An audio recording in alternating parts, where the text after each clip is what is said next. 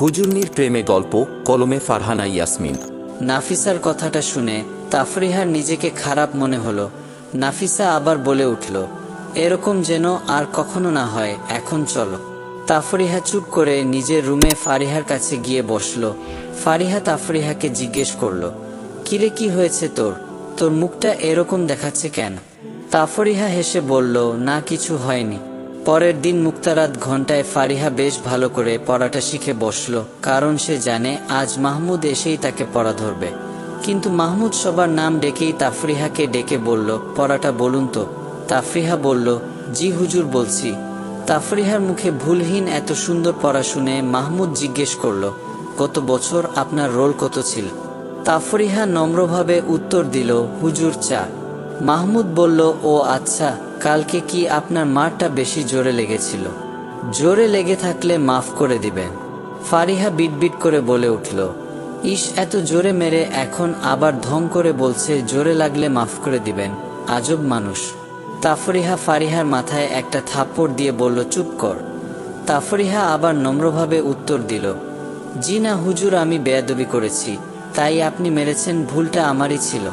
মাহমুদ আর কিছু না বলে সবাইকে উদ্দেশ্য করে বলল, আপনাদের তো আজকেই লাস্ট ক্লাস, 1 সপ্তাহ পর পরীক্ষা, ভালো করে সবাই পড়বেন। এটা বলে মাহমুদ সালাম দিয়ে সেখান থেকে চলে গেল। ক্লাসের পর দুপুর 2টায় তাফরিহার কাছে একজন নাহাবেমির জামাতের মেয়ে এসে বলল, আপু, আপনাকে নাফিসা খালামণি ডাকছেন। তাফরিহা বলল, আমি আসছি। তাফরিহা নাফিসার কাছে গিয়ে বলল, খালামণি, আপনি আমাকে দেখেছে? নাফিসা বলল, হ্যাঁ, তোমার আম্মু ফোন দিয়েছে। তাফরিহা সাথে সাথে ফোনটি হাতে নিয়ে আবেগী কণ্ঠে বলল, আসসালামু আলাইকুম আম্মু, ভালো আছো? তার আম্মু ওপার থেকে ভাঙ্গা কণ্ঠে উত্তর দিল, হ্যাঁ আম্মু, আলহামদুলিল্লাহ ভালো আছি। তাফরিহা তার মাকে আবার জিজ্ঞেস করল, বাবা আর বোন কেমন আছে তারা? আম্মু বলল, সবাই ভালো আছে, ঠিক করে মনোযোগ দিয়ে পড়াশোনা করো।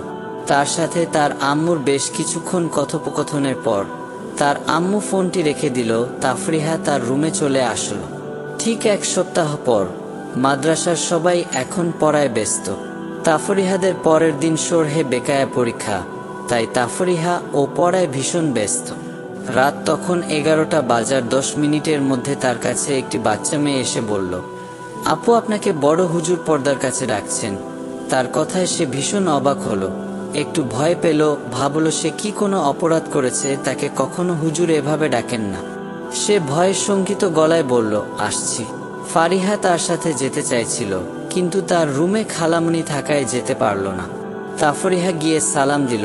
হুজুর সালামের উত্তর নিয়ে বললেন, তুমি রেডি হয়ে নিচে আসো, তোমার গার্ডিয়ান তোমাকে নিতে এসেছে। তাফরিহা অবাক হয়ে বলল, হুজুর, আমাকে এখনই? হুজুর বলল, তোমার হাতে 5 মিনিট, তাড়াতাড়ি রেডি হয়ে আসো। তাফরিহা তার রুমে এসে বোরকা পরা শুরু করল। ফারিহা তার কাছে দৌড়ে এসে জিজ্ঞেস করল, কোথায় যাচ্ছিস তুই? তাফরিহা বলল, বাসায় যাচ্ছি, আর কিছুই জানি না। তাফরিহা আর কিছু না বলে বোরকা পরে নিচে চলে গেল। ফারিহা তার রুমের খালামণির কাছে এসে জিজ্ঞেস করল, কি হয়েছে ওর, ও এখন বাসায় যাচ্ছে কেন খালামণি? কথাটা শুনে তাসফিয়া খালামণির চোখ থেকে অশ্রু ঝরে পড়ল। খালামণি কাঁদো গলায় বললেন, ওর আম্মু মারা গেছেন, সাথে ওর যেই ভাইটা হয়েছিল সেই ভাইটাও। ভাইটা আরো 1 সপ্তাহ আগে মারা গেছে। যখন ওর সাথে ওর মার কথা হয়েছিল তখন ওর মা হসপিটালে ভর্তি ছিলেন। ওর পড়ায় ব্যাঘাত ঘটবে বিধায় কিছুই বলেননি ওকে। আজকে সকালে উনি হসপিটালে মারা গেছেন। কথাটা শোনা মাত্রই ফারিহা যেন হতভম্ব হয়ে পড়ল। তার চোখ দিয়ে শুধু অশ্রু ঝরছে, সে কিছুই বলতে পারছে না। তার জামাতের প্রত্যেকটা মেয়ে এখন কাঁদছে। এর মাঝেই তাফরিহা আবার প্রবেশ করল। ওকে দেখে খালামণি ধমক দিয়ে বললেন, তুমি এখনো এখানে কি করছো? এখনো যাওনি? তাফরিহা উত্তর দিল, খালামণি, আমি আসলে আমার ট্রাঙ্কের চাবিটা ফেলে গিয়েছিলাম, সেটা নিতে এসেছি। আসলে সে এসেছে তার মায়ের জন্য জমিয়ে রাখা চকলেটগুলো নিতে। তাফরিহা ট্রাঙ্ক তালা মেরে চাবিটা ফারিহার কাছে দিয়ে যায়। ফারিহা তার মাথা নিচু করে তার চোখের অশ্রু লুকাতে চাইলেও তার অশ্রু তাফরিহার চোখকে ফাঁকি দিতে পারল না। কিন্তু তাফরিহা আর কিছুই বলল না। সে চুপ করে নিচে চলে গেল। তার চোখ দিয়ে গড়িয়ে পড়ল দুফোঁটা চোখের পানি। হয়তো সেও বুঝতে পারছিল তার জন্য একটি বড় বিপদ অপেক্ষা করছে, কিন্তু সে কখনো কল্পনাও করেনি বিপদটা এত বড় হবে।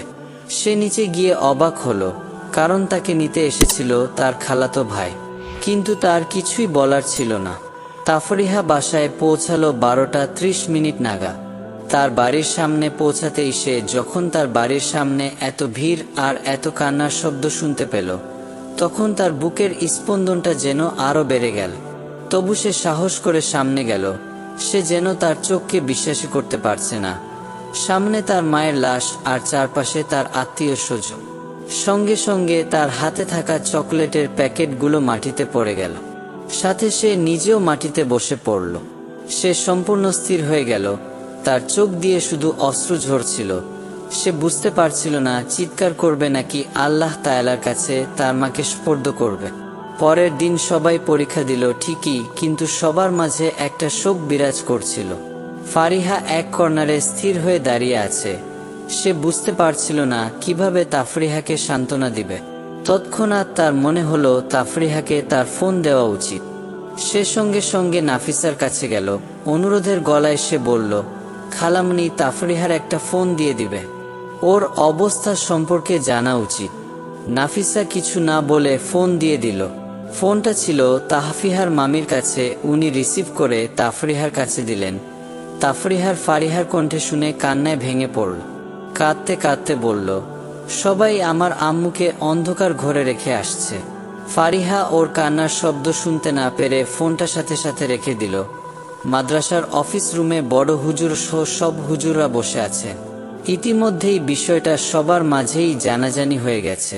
সবাই এ নিয়ে আফসোস করছেন।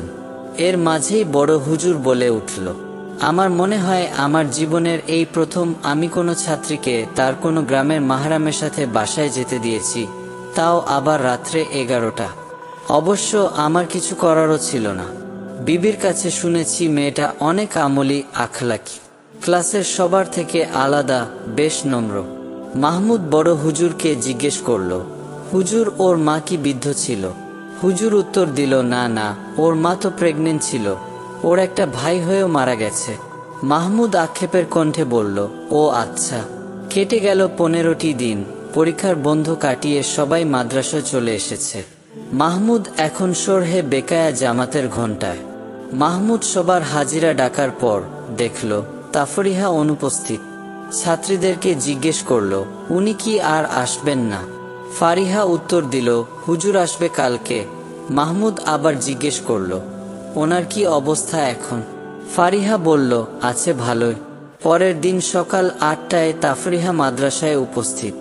সবাইকে জিজ্ঞাসা করছে, কেমন আছো? সবাই ওকে উত্তর দিল, ভালো আছি। উত্তরটা দেওয়ার পর সে নিজে মনে মনে হাসল, নিজেকে প্রশ্ন করল, আসলেই কি আমি ভালো আছি? ফারিহা সবাইকে ওর কাছ থেকে সরিয়ে ওকে ক্লাসে নিয়ে বসালো। মাহমুদ ক্লাসে এসে তাফরিহার নাম ডাকার সময় তাফরিহা লাব্বাইক দিল। মাহমুদ ওকে জিজ্ঞেস করল, কেমন আছেন আপনি? তাফরিহা নম্রভাবে উত্তর দিল, জি আলহামদুলিল্লাহ, ভালো আছি। মাহমুদ ওকে বলল, আম্মুর জন্য বেশি বেশি দোয়া করবেন আর নফল ইবাদত করে তার জন্য পাঠাবেন। তাফরিহা বলল, জি হুজুর, ইনশাআল্লাহ। মাহমুদ বলল, একটা জিনিস এনেছি আপনার জন্য, আপনি রাখবেন। একটা চকলেটের প্যাকেট ভিতরে দিয়ে বলল, এটা আপনার জন্য। মাহমুদ সবাইকে উদ্দেশ্য করে আবার বলল, কেউ কিছু মনে করবেন না, ওই দিন আমি না বুঝে ওনাকে চকলেটের জন্য এত জোরে মেরেছিলাম, তাই এই চকলেটটা। ঘন্টা শেষে হঠাৎ সবাইকে বলা হলো হলরুমে একত্রিত হতে। সবাইকে একত্রিত করে বড় হুজুর ঘোষণা দিলেন, সবার জন্য একটি সুখবর আছে। আগামীকাল আমি শরহে বেকায়া থেকে দাওরা পর্যন্ত সবাইকে পিকনিকে নিয়ে যাব, একটি পার্কে। সেখানে পর্দা সহকারে আপনাদের জন্য পিকনিকের ব্যবস্থা করা হয়েছে। কাউকে এর জন্য কোনো টাকা দিতে হবে না। এটা আমার একটা সাফল্যের দারুণ আমার পক্ষ থেকে আপনাদের জন্য একটি ট্রিট। এই সুখবরটি পাওয়াতে যেন সবাই খুশিতে আত্মহারা। পরের দিন সকাল 9টায় সবাই মাদ্রাসার নিচে একত্রিত হলো। 3টি বাস এবং একটি মাইক্রো ভাড়া করা হয়েছে। প্রত্যেকটি বাসে একটি করে খালামণি আরেকজন হুজুর গার্ড হিসেবে নিযুক্ত করা হয়েছে। শরহে বেকায়া জামাতের জন্য তাসফিয়া খালামণি আর মাহমুদ হুজুর। ছাত্রীরা তাই বেশ আগ্রহের সাথে বাসে বসে আছে, বিশেষ করে নুসরাত। তাফরিহা সবচেয়ে পিছনে সিটে বসেছে, বাস ছেড়ে দিবে ঠিক তার একটু আগেই মাহমুদ বাসে উঠল। মাহমুদ বাসে যেতে রাজি হয়নি, কিন্তু মুহতামিম জোর করে পাঠিয়েছে। মাহমুদ তার মুখে একটি মাস্ক পরে নিয়েছে। সে ঠিক ড্রাইভারের পাশে বসেছে। সে এমনভাবে বসেছে যাতে তাকে দেখা না যায়, কারণ ও জানে তার ছাত্রীরা কেমন। ছাত্রীরা তো ইতিমধ্যে উকিঝুঁকি শুরু করে দিয়েছে। নুসরাত তো সামনের সিটে গিয়ে বসেছে। ফারিহা বারবার তাফরিহাকে খোঁচাচ্ছে এবং বলছে, দেখ মাহমুদ হুজুর। এবার বুঝেছি ছাত্রীরা তাকে নিয়ে এত বাড়াবাড়ি কেন করে। মাহমুদ হুজুর দেখতে কিন্তু অনেক সুন্দর। তাফরিহা দাঁত কামড়ে তাকে বলল, নিজের দৃষ্টিকে হেফাজত কর।